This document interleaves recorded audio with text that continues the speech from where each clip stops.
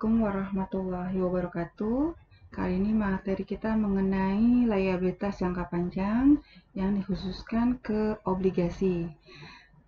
Hampir semua perusahaan pasti memiliki kewajiban atau liabilitas untuk mendanai kegiatan usahanya.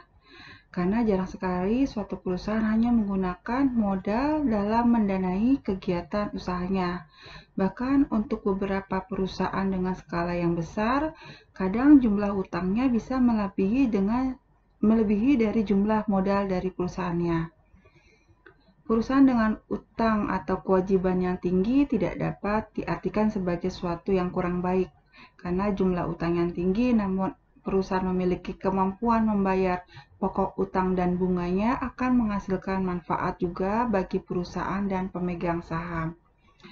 Tujuan pembelajaran kita kali ini adalah agar kita bisa mendefinisikan tentang kewajiban jangka panjang, lalu menjelaskan mengenai pengakuan awal pengukuran liabilitas jangka panjang, pengukuran setelahnya dari liabilitas jangka panjang, penghentian pengakuan liabilitas jangka panjang, serta menjelaskan penyajian dan pengungkapan liabilitas jangka panjang. Berikut adalah hal-hal yang akan coba kita bahas mengenai liabilitas jangka panjang. Pertama, kita bahas tentang karakteristik dari kewajiban. Kewajiban jangka pendek versus kewajiban jangka panjang.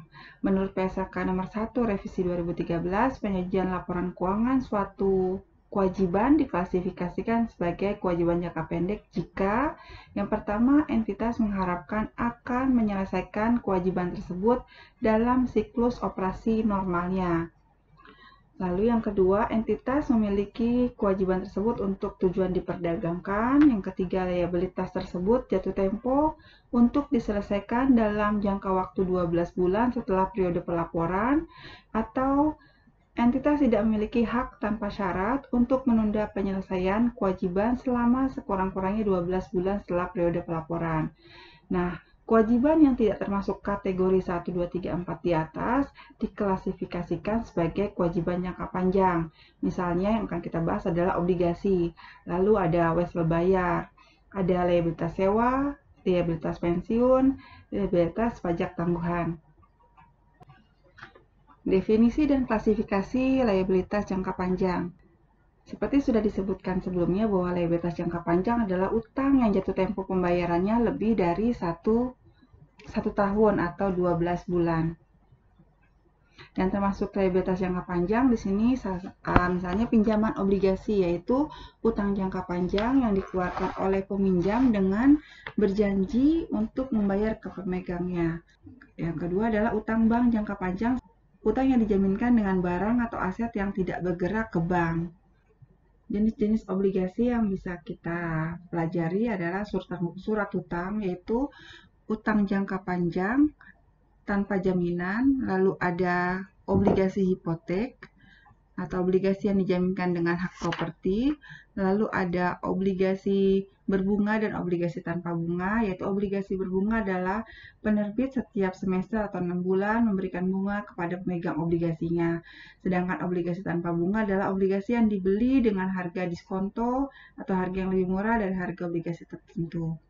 Lalu ada yang namanya non-investment grade atau bisa dibilang obligasi gorengan, yaitu obligasi yang beresiko tinggi karena memperoleh peringkat likuiditas yang sangat rendah. Berikut adalah istilah-istilah yang akan kita temui ketika kita mempelajari tentang obligasi. Yang pertama adalah nilai nominal atau face value. Nilai nominal adalah nilai yang tertera pada suatu obligasi yang akan dikembalikan kepada pemegang obligasi pada saat jatuh tempo. Jadi nilai yang akan dikembalikan pada saat jatuh tempo. Kupon atau tingkat suku bunga adalah besarnya persentase bunga yang akan dibayarkan kepada pemegang obligasi. Waktu jatuh tempo atau maturity date adalah tanggal jatuh temponya obligasi, di mana pemegang obligasi menerima pembayaran dari penerbit obligasi. Lalu ada istilah agio dan disagio obligasi. Agio obligasi adalah selisih harga jual obligasi dengan nilai nominal obligasi, di mana harga jual di pasar lebih tinggi dari nominal obligasi. Sementara disagio adalah selisih harga jual obligasi dengan nilai nominal obligasi, di mana harga jual obligasi di pasar lebih rendah dari nilai nominal obligasi. Atau nanti kita akan belajar tentang kupon yang nilai suku bunga pasarnya sama dengan nilai kupon, atau nilai suku bunga pasarnya lebih kecil dari nilai kupon atau lebih besar dari nilai kupon.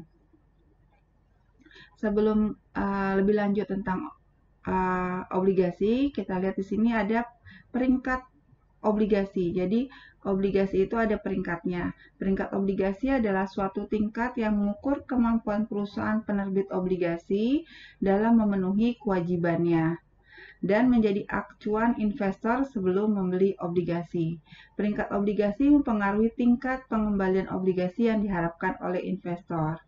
Beberapa lembaga pemeringkat tingkat dunia yang populer seperti ada Standard & Poor's, Moody's, and Fitch Rating, sedangkan di Indonesia kita mengenalnya adalah PT Pevindo, Pemeringkat Efek Indonesia.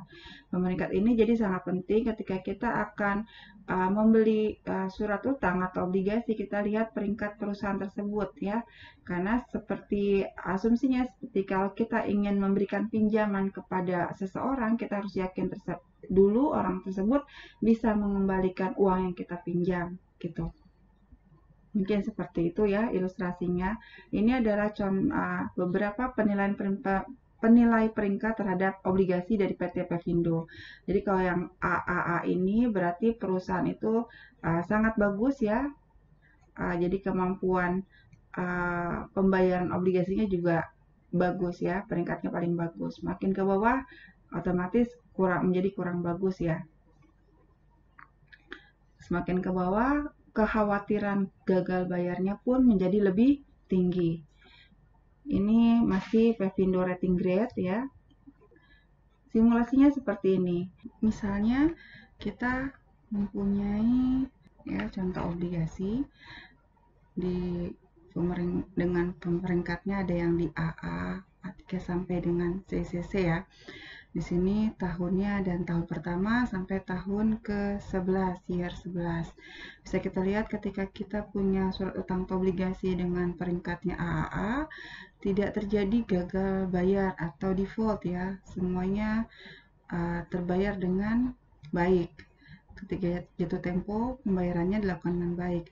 Tapi dengan peringkatnya turun, ya di AA saja, ilustrasinya di sini di tahun kelima sudah terjadi default. Walaupun sangat kecil ya 0,19%, tapi sudah terjadi default di tahun kelima. Turun lagi peringkatnya dari tahun pertama sudah kemungkinan terjadi default 0,33%. Ya, ini simulasinya saja bagaimana kita melihat atau kita mempunyai opsi ketika kita akan membeli surat utang atau obligasi ya. Obligasinya kita beli pada perusahaan dengan peringkatnya seperti apa.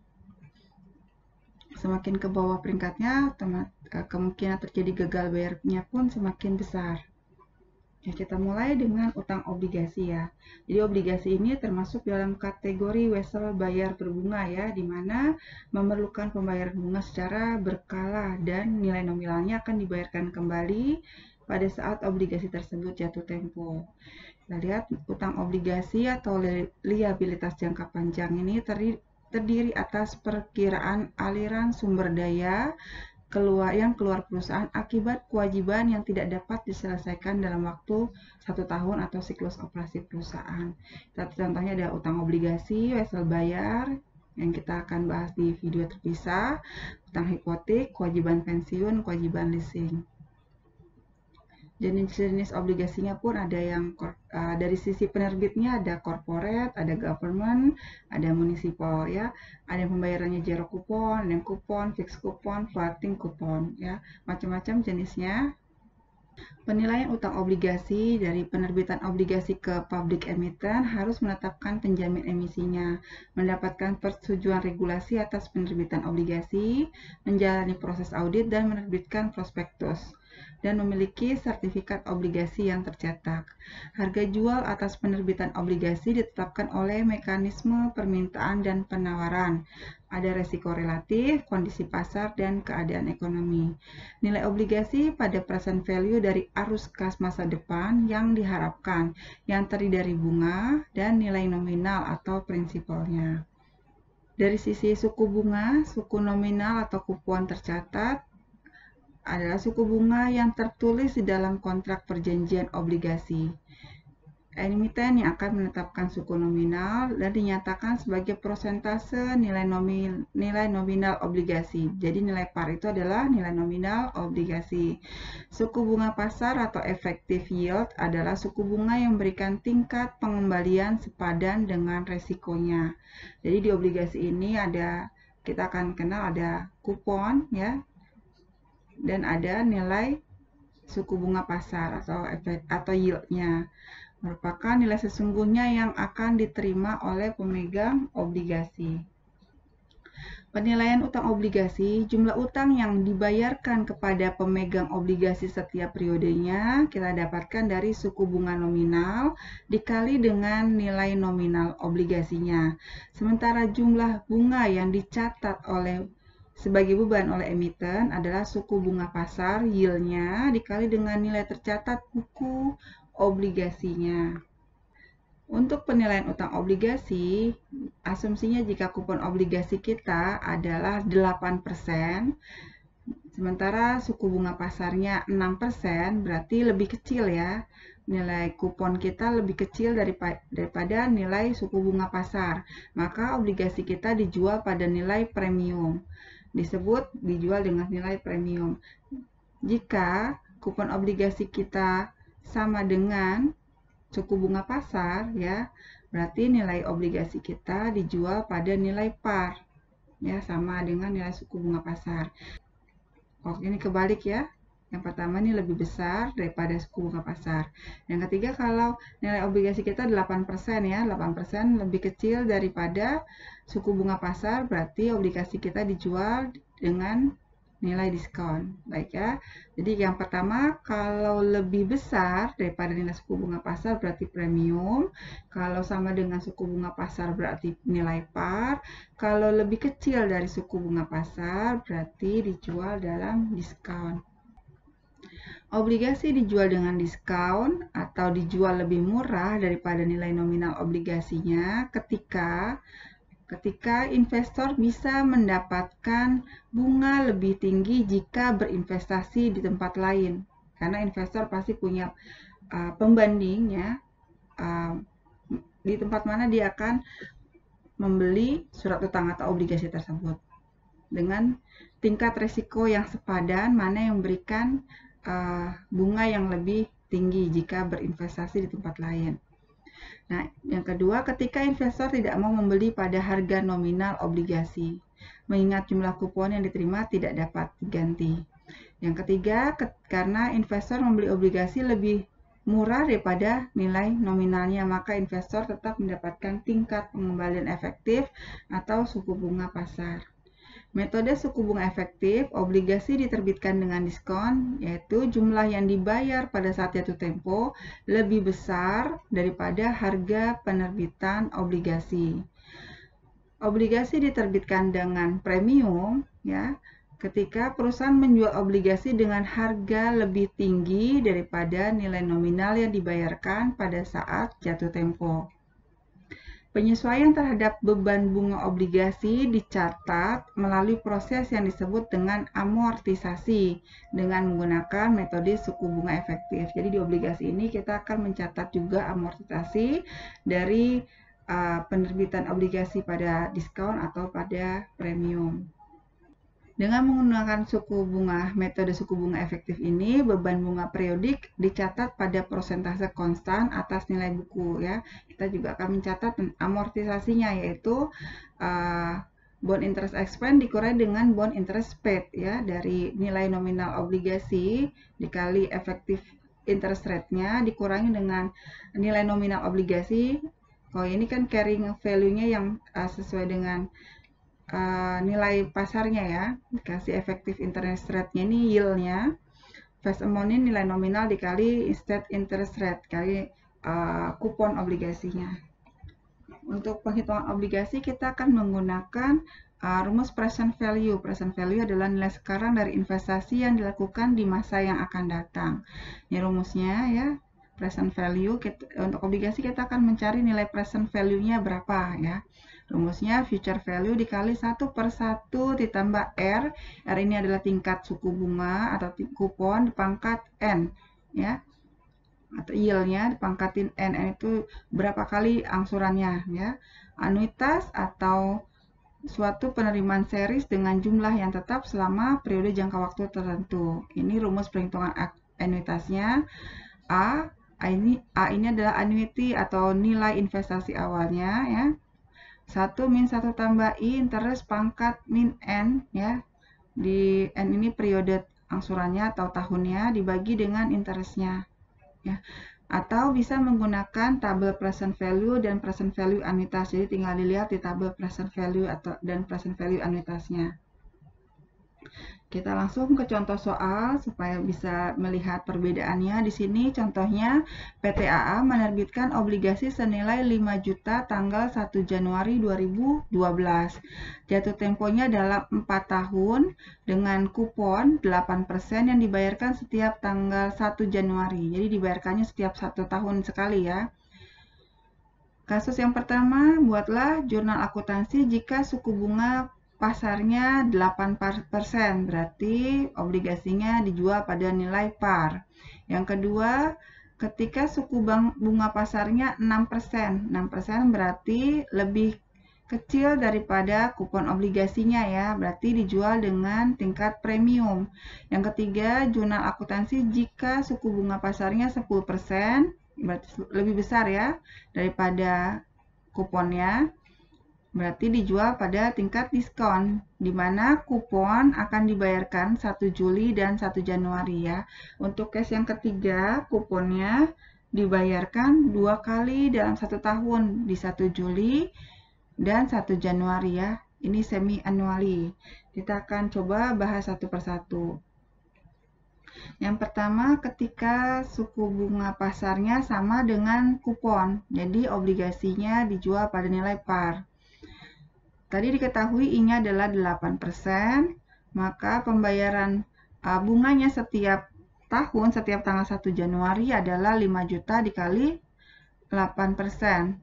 5 juta dikali 8%. 400.000 setiap pembayaran. Ini bunga yang dibayarkan ya, setiap tanggal 1 Januari. N-nya 4. Di sini kita akan menghitung harga jual obligasi, berarti nilai kini obligasi yang 5 juta itu. Nilai kini obligasi itu diperoleh dari present value nilai nominalnya ditambah dengan present value anuitas, ya, pembayaran kuponnya. Present value nilai nominal yaitu 5 juta, nilai obligasinya dikali 1 per 1 tambah 0,8, 0,8 ini interestnya, 4 ini pangkat 4 adalah N-nya. Atau bisa dilihat di tabel present value ya. I-nya sama dengan 8, N-nya 4. Maka didapat angkanya 5 juta dikali total hasilnya nanti 3.675.149. Lalu untuk pembayaran kuponnya 400.000. 400.000 ini adalah bunga yang dibayarkan ya, 400.000. Ini 5 juta kali 8% ya. Dikali present value anuitas. Nanti dilihat di tabel present value anuitas untuk I8, N-nya 4. Ya. Atau rumusnya 1 min 1 tambah 0,8 pangkat min 4. Kalau kalian menggunakan kalkulator atau Excel, pangkatnya itu bisa menggunakan topi ya, tanda topi. Dibagi 0,08, maka didapat 1,324851. Jadi present value harga jual obligasinya adalah 5 juta, kita dapat ya angkanya 5 juta. Nominalnya 3675149, kuponnya 1324851. Jurnal yang kita buat ketika obligasi dijual pada nilai premium, nilai par ya 8% sama dengan nilai kuponnya. Pada tanggal 1 Januari kasnya adalah 5 juta, utang obligasinya 5 juta. Ya. Lalu tanggal 31 Desember, nah, setiap akhir tahun atau akhir periode kita akan membuat yang namanya jurnal penyesuaian untuk mengakui yang menjadi beban periode tersebut, ya. Berarti kita mencatat beban bunga obligasi periode tahun 2012 yang akan dibayarkan di 1 Januari. Sebenarnya nggak 1 Januari ya, karena tanggal 1 kan biasanya tanggal merah ya, libur, berarti tanggal 2 Januari, yaitu beban bunga obligasi, kreditnya utang bunga obligasi sebesar 400.000. Karena pembayaran bunganya dilakukan ketika nanti pelunasan langsung dibayarkan. Enggak ya, ini dibayarkan setiap tahun ya, setiap tahun. Jadi di adjustment-nya beban bunga di debit, kreditnya adalah utang bunga obligasi. Nah, tanggal 2 Januarinya baru kita catat pembayaran bunganya ya. Berarti utang bunga obligasinya kita catat di sisi debit ya. Jadi saldonya habis 0, 400.000, kasnya di kredit 400.000. Oke. Sampai dengan ini 5 kali angsuran ya. Baru di tahun kelima pembayarannya adalah utang obligasinya 5 juta dicatat di sisi debit, kasnya di kredit 5 juta. Lalu jika obligasinya suku bunga pasarnya 6%, obligasi kita kuponnya 8%, berarti lebih besar daripada nilai pasar. 8%, nilai pasarnya 6%. Maka di sini kita lihat berapa nilai kini dari 5 juta ya, ketika suku bunganya adalah 6%. Ya, untuk bunga obligasinya tetap sama, 5 juta dikali 8% ya, 400.000 setiap pembayaran setiap tahunnya. N-nya tetap sama ya, 4 kali pembayaran. Ya, kita hitung present value nilai nominalnya 5 juta dikali 1 per 1 tambah 0,06 pangkat 4 ya, atau nanti kalian lihat di tabel present value I-nya 6, N-nya 4, nanti sama hasilnya. Untuk pembayaran kuponnya 400.000 sama ya, 5 juta kali 8% kali 1 min 1 tambah 0,06 pangkat minus 4 ya, kalau anuitas pangkatnya minus, dibagi 0,06. Jadi present value harga jual obligasinya adalah 5.346.510. Berarti ini nilai obligasinya lebih tinggi daripada nilai nominalnya ya, dijual lebih tinggi, premium ya. Maka jurnalnya adalah, sebelum kita buat masuk ke jurnal, kita akan bikin tabel untuk menghitung amortisasi premiumnya ya. Jadi tanggal 1 Januari ya, nilai buku obligasi kita adalah 5.346.510.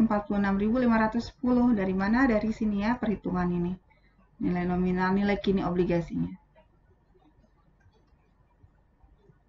Ini ya. Lalu bunga yang dibayar 400.000 ya, 400.000 ini 5 juta dikali 8% ya. Nilai nominal obligasi dikali dengan kupon obligasinya. Lalu beban bunganya dari mana? Dari nilai buku obligasi yang ini ya, nilai buku obligasi dikali 6% dikali yield-nya atau pasarnya, bunga pasarnya. Selisih antara, karena di sini bunga yang dibayar lebih besar daripada beban bunga yang berlaku di pasar, maka selisihnya adalah premium amortisasi, yaitu 79.209. Premium amortisasi ini akan mengurangi nilai buku obligasinya ya, mengurangi nilai buku. Jadi nilai buku obligasinya di tahun 2013 menjadi Rp5.267.301. Untuk bunga yang dibayarkan tetap ya 400.000. Untuk bunga tahun keduanya 2014 adalah nilai buku obligasi 5.267.301 dikali 6%. Kali 6% ya. Selisihnya premium amortisasinya 83.962 mengurangi nilai buku obligasi, ini dikurang ya. Gitu sampai dengan akhir tahun kelima, di mana nilai bukunya sekarang sama dengan nilai nominalnya, yaitu 5 juta. Di sini kita lihat, jadi jumlah bunga yang dibayar 1.600.000, beban bunganya 1.253.490, premium amortisasinya adalah 346.510. Dari sini kita akan catat ke jurnalnya. Yang pertama kita catat jurnal tanggal 1, tanggal 2 ya. Semua ini tanggal 2, karena tanggal 1-nya tanggal merah. Ya, tahun baru pasti libur. Ini tanggal 2. Yaitu kasnya sebesar nilai yang kita terima 5.346.510. Utang obligasinya 5 juta, ya. Premium utang obligasinya 346.510. Nah, premium utang obligasi ini akan kita catat atau diamortisasi setiap periode pembayaran bunganya. Misalnya tanggal 31 Desember, ini adalah jurnal penyesuaian ya, karena bunganya dibayarkan tanggal 2, jadi tanggal 31-nya kita akan mencatat yang menjadi beban periode tahun 2012-nya. Beban bunga obligasinya 327,91, premium utang obligasinya di debit, yang ini kan kita catat di kredit ya. Ketika diamortisasi berarti kita catat di sisi debit. Jadi lama-lama atau sampai dengan 5 tahun akan berkurang dan menjadi saldonya menjadi habis. Kreditnya adalah utang obligasi 400.000 rupiah. Baru di tanggal 2 Januari 2013 ketika pembayaran bunga obligasi, ya, utang bunga obligasinya di debit 400.000, kreditnya adalah kas 400.000. Oke. Jurnal ini dilakukan sampai dengan tanggal pelunasan di tahun 2016 ya, 5 tahun mendatang. Jadi setiap akhir tahun kita akan mencatat jurnal penyesuaian lebih dahulu sebelum dilakukan pencatatan pembayaran bunga. Otomatis kita akan mencatat amortisasi premiumnya di bulan Desember ya, ketika AJP dilakukan. Lalu jika obligasi diterbitkan dengan diskon, yaitu suku bunga pasarnya 10%, kupon obligasi kita 8%, suku bunga pasar kita 10%. Jadi kupon obligasi kita lebih kecil daripada suku bunga pasar, yang artinya obligasi kita dijual pada posisi diskon ya, lebih kecil ya nilainya. Karena tadi di informasi di soal bahwa kuponnya diterbitkan semi-annually ya, jadi pembayaran kuponnya dilakukan 2 kali dalam 1 tahun. Dilakukan di bulan Juli ya, kalau nggak salah Juli dan Januari. Oke. Jadi bunganya pun yang tadinya 10% untuk 1 kali pembayaran, berarti kalau pembayaran bunganya 2 kali dibagi 2, setiap kali pembayaran bunganya adalah 5%, 10% dibagi 2. N-nya menjadi 8. Karena 4 tahun, dibayarkannya 2 kali dalam setahun, berarti dikalikan 2 ya. Jadi ada 8 kali pembayaran kupon. Ya. Jadi di sini I-nya adalah 5, N-nya adalah 8. Maka kita akan cari nilai present value, nilai nominalnya, yaitu 5 juta dikali 1/1 tambah 0,05 pangkat 8. Atau kalian lihat di tabel present value ya, I-nya 5%, N-nya 8. Akan ketemu angkanya 3.384.197. Lalu present value anuitasnya bisa kalian lihat di tabel anuitas untuk I5N8, atau rumusnya 1 minus 1 tambah 0,05 pangkat minus 8 dibagi 0,05. Bunganya juga jadi 200.000 ya. Kalau tadi kan 5 juta kali 8% ya. Karena bunganya dibayarkan 2 kali berarti 5 juta dikali 8% per 2, berarti 4% ya. Sekali pembayaran kupon, bunganya adalah 4% ya, jadi 200.000 ya. 5 juta dikali 4%. 4% dari mana? Awalnya kan 8%. Karena dibayarkannya 2 kali dalam setahun, jadi dibagi 2, setiap kali pembayaran adalah 4%. Maka present value harga jual obligasinya adalah 4.676.840, lebih kecil daripada nilai nominal obligasi ya. Nilai nominalnya kan ada 5 juta. Kita lihat di tabel diskonnya. Ya, kalau tadi kan karena dijual lebih tinggi nilai kupon kita daripada nilai pasar, maka ada muncul premium amortisasi. Karena ini dijual karena kupon kita lebih rendah daripada kupon pasar, maka sekarang kondisinya adalah diskon amortisasi. Bunga yang dibayar sama ya, 5 juta dikali 4% ya, karena dibayarkannya semi annual ya, di Juli dan di Agustus. Di Juli dan di Januari. Beban bunganya dari mana? Dari nilai tercatat obligasi dikalikan dengan 5%. Ya. Bunganya kan 10%, kalau semi annually berarti 10% dibagi 2, jadi 5%. Selisihnya di sini bunga yang dibayar lebih kecil daripada beban bunganya. Selisih ini akan disebut sebagai diskon amortisasi, akan menambah nilai tercatat obligasinya. Selisihnya 33.000 menambah nilai obligasinya. Yang tadinya 4.676.840 ditambah diskon amortisasi menjadi 4.710.682. Untuk bulan Januari 2013 beban bunganya adalah 4.710.682 dikali 5%. Kali 5%, selisihnya 35.534 menambah di nilai tercatat obligasinya menjadi naik 4.746.210. Sampai dengan pembayaran terakhir yang ke-8 ya. Ini 5 tahun ya. Ini 2 Januari 2016 ya. Nilai tercatat obligasi kita sudah menjadi 5 juta sama dengan nilai nominal obligasi ya.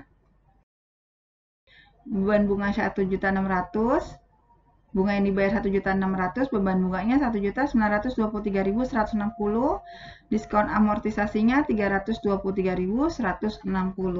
Dari sini kita akan mencatatnya ke jurnal. Jurnal tanggal 2 Januari ketika penerbitan obligasi, kasnya yang kita terima hanya 4.676.840. Lalu selisihnya adalah diskon utang obligasi. Nah, diskon utang obligasi ini sebesar 323.160. Yang ini ya nilainya. Kreditnya adalah utang obligasi sebesar 5 juta rupiah. Nah, tanggal 1 Juli atau pembayaran kupon pertama ya, di 1 Juli, kita akan mencatat beban bunga obligasinya 233.842. Kasnya yang keluar adalah 200.000, selisihnya adalah diskon utang obligasi. Kita akan mencatat amortisasi dari diskon utang obligasi itu setiap pembayaran kupon. Awalnya kan diskon utang obligasi di sisi debit, berkurangnya di sisi kredit. Ya, berkurang setiap pembayaran kupon sampai nanti di akhir ketika selesai angsuran, maka diskon utang obligasinya menjadi 0 ya, menjadi habis. Nah, untuk 31 Desember, karena pembayaran bunganya setiap tanggal 1 Juli dan 2 Januari ya, berarti kita akan buat ayat jurnal penyesuaian di 31 Desember. Ini untuk mencatat bunga dari Juli sampai Desember ya. Dari Juli sampai Desember. Jurnalnya beban bunga obligasi 235.534, diskonto utang obligasinya 35.000, utang obligasinya 200.000. Nanti ketika pembayaran bunganya di bulan Januari, maka tinggal mencatat utang obligasinya 200.000, kasnya 200.000 di sisi kredit. Yang mencatat ini ya. Demikian untuk materi obligasi. Kita akan lanjutkan materi obligasi berikutnya di video selanjutnya. Semoga bermanfaat. Wassalamualaikum warahmatullahi wabarakatuh.